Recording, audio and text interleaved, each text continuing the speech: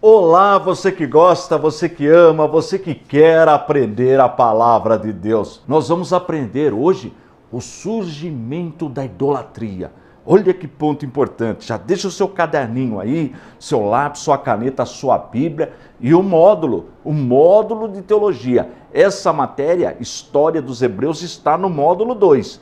Módulo 2 você vai encontrar todos os detalhes sobre a matéria. Para quem não sabe, módulo é livro. É um livro que vem as matérias, os exercícios estão todos aqui para você desenvolver o seu aprendizado. Esse material foi desenvolvido com uma didática, com uma pedagogia para a pessoa aprender em casa, no conforto do lar. Gente, chega de moleza, vamos trabalhar? Vamos trabalhar. Então nós estamos estudando em História dos Hebreus, nós já começamos na criação do homem, nós vimos quem foi a mulher de Caim, nós já aprendemos. Também nós já aprendemos porque Deus determinou que Noé construísse uma arca e salvou só a família de Noé. Porque só ele e a sua família foram salvos porque todos se corromperam. Então essa foi a causa do dilúvio. A causa de Deus mandar o dilúvio foi porque a humanidade se corrompeu. E qual foi o fator, o motivo, qual foi a causa dessa... Por que houve essa corrupção? Porque a Bíblia diz que os piedosos, aqueles que temiam a Deus, se misturaram com aqueles que não temiam a Deus. Os filhos de Deus, os filhos das famílias obedientes, se envolveram com as filhas daqueles que não obedeciam a Deus. Nós já aprendemos isso aí. E nesse envolvimento, a humanidade se corrompeu. E Jesus fez um alerta sobre isso aí. Falou, olha, assim como foi, como aconteceu nos dias de Noé, comiam, bebiam, davam-se em casamento, né? Não estavam nem aí com as coisas de Deus, será a minha vinda. Jesus deu um alerta muito importante para nós que entendemos as coisas de Deus, que temos uma mente, a Bíblia fala que nós precisamos ter a mente de Cristo, para entender as coisas de Deus. Então nós sabemos que o que aconteceu naquela época será bem parecido com a volta de Jesus. As pessoas não estão nem aí, misturando, virando aquela bagunça, ninguém entende mais nada, mas sempre tem gente piedosa, sempre tem aqueles que temem a Deus. Então, só Noé, nesse período, só Noé. Então nós lemos até o capítulo 6 de Gênesis, nós aprendemos toda a história de quem viveu antes do dilúvio. Você quer aprender como vivia o povo antes do dilúvio? Leia Gênesis do 1 ao 6. Você vai entender tudo. Só 6 capítulos e não vai demorar 1 hora. Em menos de 1 hora você lê 6 capítulos da Bíblia e você aprende tudo sobre como viviam os antediluvianos. Aqueles que viviam antes do dilúvio. Olha que assunto importante. Agora, quando chega no capítulo 6, Deus anuncia então a destruição da humanidade e Noé vai entrar na arca, só a família dele se salva. Então são 8 pessoas. Noé, a sua esposa, os seus 3 filhos, Sem, Cã e Jafé. E as respectivas esposas dos seus filhos vão se salvar das águas do dilúvio. Muito bem. Agora, quando a água termina, a chuva, a água vai baixando, até que ele parou no monte Ararat, ali pousou Noé, eles desceram e foram habitar de novo, ficaram habitando naquela região ali, na região chamada Mesopotâmia. Eu já ensinei, Meso significa meio, Potâmia rio. No grego. Então, Mesopotâmia é uma palavra grega que quer dizer região entre rios. Que rios são esses? O rio Eufrates e o rio Tigre. E onde eles ficam? No Iraque. O Iraque fica no meio desses 2 rios. Sabia disso? Ali que ficava a Babilônia, Babel, a Torre de Babel, é naquela região. Muito bem. Então, eles ficaram habitando naquela região. Você que quer conhecer melhor esse detalhe, esses rios, eu ensino esses mapas, essas regiões, com base na Bíblia, a gente aprende a desenhar. Todos os meus alunos aprendem a desenhar esse mapa. Então depois você pede esse material. Muito bem. Então o que acontece? Povoaram, começaram a povoar. E Deus pediu para que eles povoassem a terra. Mas acontece um assunto muito importante para nós que estudamos teologia. Vai acontecer uma coisa que eles vão, ao invés de obedecer a Deus, o homem é uma coisa, é complicada, a raça humana. Ao invés de fazer o que Deus determinou, não, começa uma rebelião contra Deus. Então vamos ler um texto da Bíblia sobre a Torre de Babel. Muita gente já viu falar da Torre de Babel, não viu?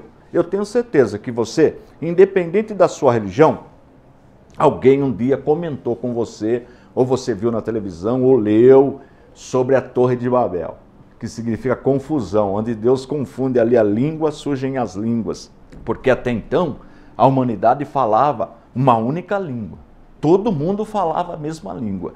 E neste período, vamos dizer assim, mais ou menos aí uns 100 anos, alguma coisa nesse sentido, um pouquinho mais, após o dilúvio, então eles já estão aumentando, porque são os 3 filhos de Noé que vão povoar o mundo. Os demais todos pereceram com as águas do dilúvio. Aprende isso daí. Toda a humanidade pereceu. Ainda que alguém queira ensinar que o dilúvio possa ter sido parcial, não atingiu o globo inteiro, mas uma coisa precisa ficar clara, que todos pereceram e só uma família se salvou, a família de Noé. Ainda que você não queira concordar com o dilúvio global, a gente até respeita a opinião dessa corrente teológica. Olha, o dilúvio, a água não precisou encher o planeta inteiro porque não tinha gente ainda no planeta. Ainda que você pense assim, nós respeitamos. Mas uma coisa você tem que concordar, que todos pereceram, exceto a família de Noé, tá bom? Então esse ponto é importante, guarda isso.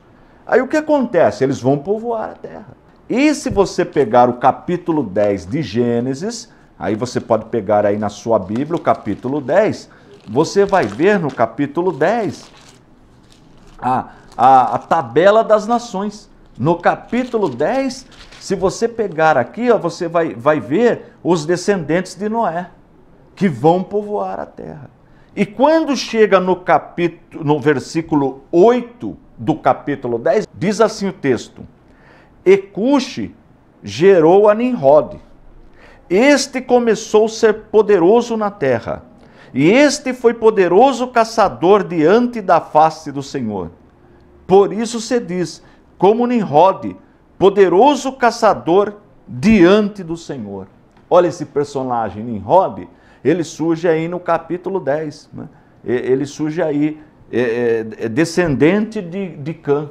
E se você continuar lendo, vai ver que ele fundou, olha, eu li o capítulo 10. Olha o versículo 10 do capítulo 10. E o princípio do seu reino foi Babel. Olha aí Babel, lembra da Torre de Babel, que vem Babilônia? Então, edificou a Nínive, olha Nínive aí também, não, edificou Babel, Ereque, Acade e Cauné, na terra de Sinar, que é ali na terra da Babilônia, aquela região.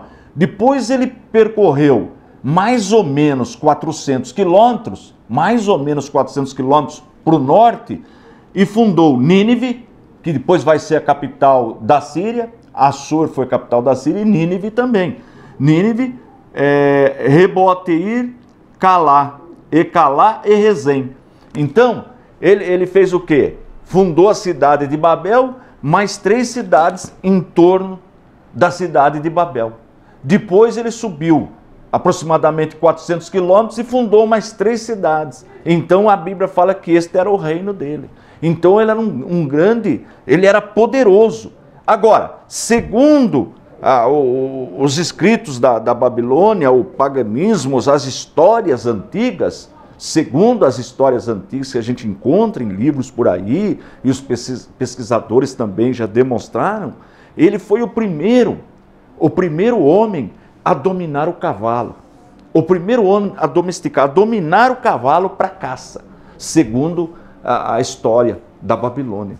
Então ele tornou-se poderoso por causa disso, porque na época o cavalo ainda não era usado para caça. Ele foi o primeiro homem, ele era poderoso. Já pensou? Uma pessoa com um cavalo, ele fica poderoso, fica alto e guerreiro.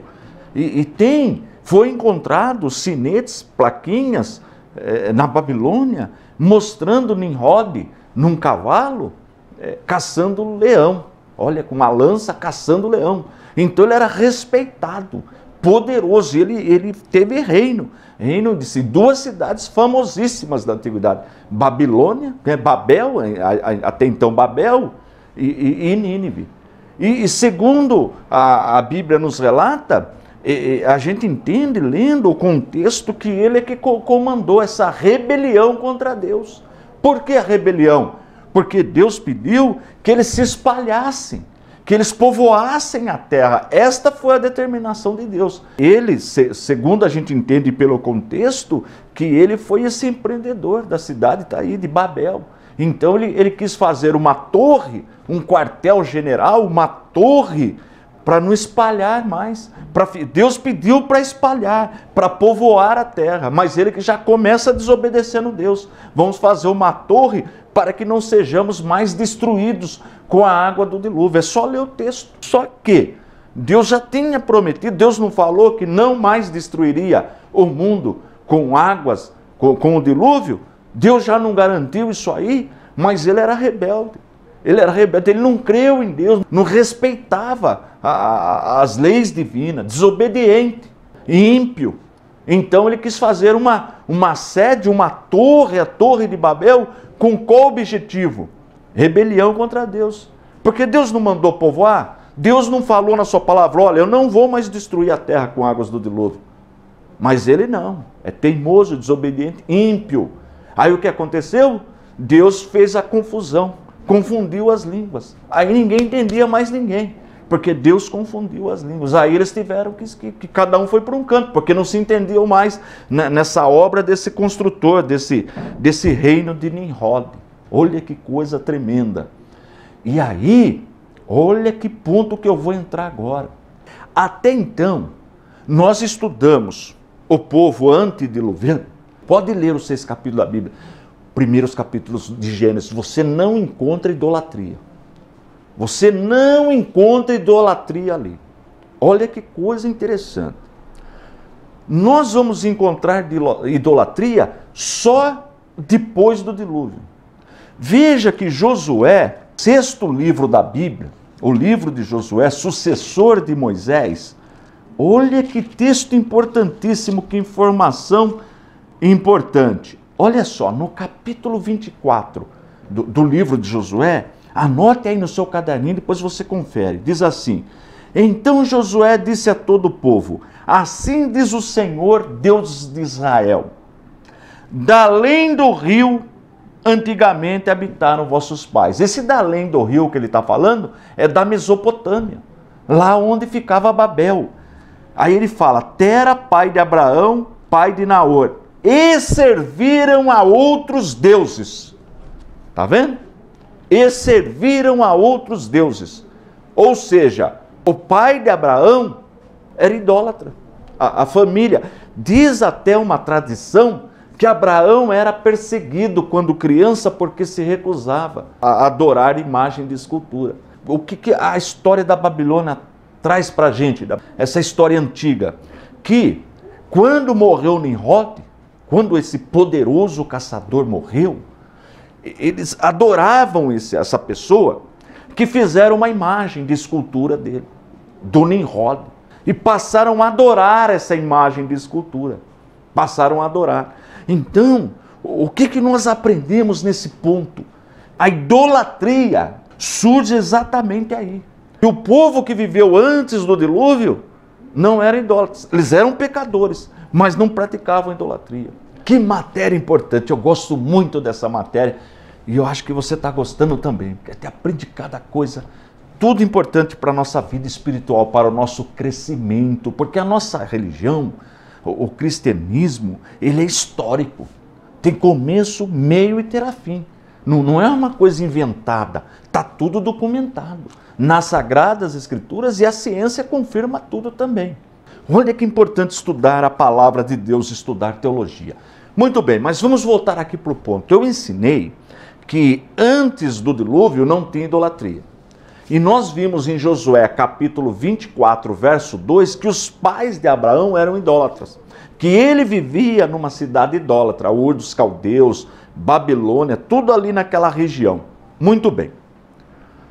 Eu ensinei também que Nimrod fez uma rebelião contra Deus. A Torre de Babel é uma rebelião contra Deus. Porque Deus pediu para que a humanidade se espalhasse, que povoasse a terra, que era o plano, sempre foi o plano de Deus, mas ele fez uma rebelião, ele quis construir um quartel-general, uma torre, para que não fosse mais destruído com as águas do dilúvio. Só que Deus já prometeu que não ia mais destruir dessa forma a humanidade, mas é um homem que não obedece a Deus. E diz a história que quando ele morreu, então fizeram uma imagem de escultura dele e começaram a adorar essa imagem de escultura. Muito bem. E o que isso nos ensina? Olha que assunto delicado que eu vou falar agora. Olha que assunto delicado. Presta bastante atenção. Todas as religiões, olha que assunto profundo. Todas as religiões que levam os seus adeptos a se prostrarem diante de uma imagem de escultura, tem como fundador Nimrod, lá na Babilônia. Tem origem na Babilônia. Isso é provado. Guardou o que eu falei? É profundo, não é? Esse assunto. Vê se você entende o que eu estou falando. Toda religião que leva os seus adeptos, os seus seguidores, a se prostrarem diante de uma imagem de escultura, tem como fundador Nimrod, esse personagem rebelde, como origem a Babilônia, que está lá no capítulo 10 de Gênesis, que eu li para você. Por isso que a Bíblia ensina, por isso que nós adoramos o nosso Deus em espírito e em verdade.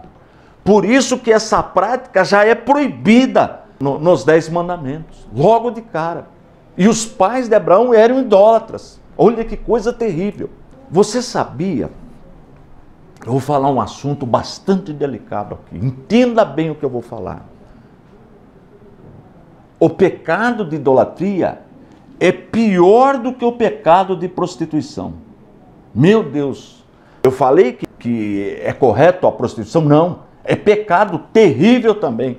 A prostituição é um pecado terrível também. Mas o pecado da idolatria é pior ainda que o pecado da prostituição. Meu Deus, eu vou explicar por quê. Nós temos um exemplo na Bíblia, Davi. Davi, ele cometeu um adultério, pecado terrível. Acabou ainda, a pessoa cometeu até um assassinato, coisa terrível, mais terrível ainda. Davi fez isso daí. Mas ele continuou temendo a Deus. O Salmo 51 da Bíblia, leia o Salmo 51 da Bíblia, mostra o arrependimento de Davi. Ele sentiu tanto remorso, tanta dor, tanta tristeza. Então ele escreve o Salmo 51, pedindo a misericórdia de Deus. Então ele cometeu um pecado, adultério, prostituição, cometeu. Mas Deus perdoou Davi. Deus perdoou. Olha que interessante. Agora, Salomão, a Bíblia diz que Salomão se envolveu. Olha, está no primeiro livro de Reis, capítulo 11, que vai falar da morte de Salomão. As mulheres, né, porque a Bíblia fala que ele teve 1000 mulheres, 700 esposas e 300 concubinas. E a Bíblia diz que essas mulheres corromperam o seu coração. Então no capítulo 11 fala a idolatria de Salomão e a ira de Deus contra ele. Fala que ele sacrificou o Deus dos Amonitas. No verso 7, ele edificou um alto a Quemós, abominação dos Moabitas também. E qual era esse tipo de sacrifício? Segundo a história, eles tinham uma imagem enorme de escultura dessa divindade e incandesciam, aqueciam essa imagem e jogavam os seus próprios filhos seus próprios filhos. A criancinha era jogada no braço dessas imagens que estavam incandescente, e a criança morria ali. E eles faziam isso aí no ritini, batendo tambores. Essa era a abominação dos moabitas. E a Bíblia diz que Salomão participou desse tipo de culto. Por isso que Deus pediu para exterminar esse povo. A abominação dos moabitas, dos amonitas. E surge com o quê? Com a idolatria. Então veja, por que o pecado da idolatria, a prostituição é terrível, mas o pecado da idolatria é pior ainda do que a prostituição. Porque a pessoa deixa de servir o Deus vivo, deixa de adorar o Deus vivo e vai adorar um Deus morto, um Deus cego, uma imagem de escultura que não pode fazer nada por ela. A pessoa abandona o Deus verdadeiro, o Deus que nós estamos estudando os atributos, onipotente, onisciente e onipresente, abandona o Deus verdadeiro, abandona e se prostra diante de uma imagem que não pode fazer nada por ela. Por isso que fica cega. A Bíblia fala que o idólatra, ele é cego, ele não enxerga as coisas. Então veja, Davi pecou, é verdade, caiu num pecado terrível, mas continuou pedindo misericórdia de Deus e alcançou, pagou um preço alto, porque o que o homem planta, ele colhe, é a lei da semeadura, pagou um preço alto, mas Deus teve misericórdia dele. E Salomão, como é que nós vamos saber o que aconteceu com ele? Existe um problema entre a teologia e Salomão. A Bíblia relata nos últimos textos que ele foi servir a idolatria. O texto é claro. Nós não sabemos e nem julgaremos. Davi nós sabemos que buscou a Deus. E ele, qual foi o fim dele? Não sabemos. Não sabemos. Então, se você é envolvido com idolatria, para com isso. Adore o Deus vivo, o Deus verdadeiro. E Ele vai falar contigo. E Ele vai ouvir a sua voz. E Ele vai ajudá-lo. Olha que coisa maravilhosa. Na próxima aula, nós vamos estudar os patriarcas. Aí nós já vamos entrar na família patriarcal. Porque a Bíblia, a partir do capítulo 12 do livro de Gênesis, era para agora de tratar da humanidade como um todo e passa a tratar da família patriarcal. Então nós vamos começar a ver o embrião, o surgimento da nação de Israel. Não vai perder a próxima aula, tá bom?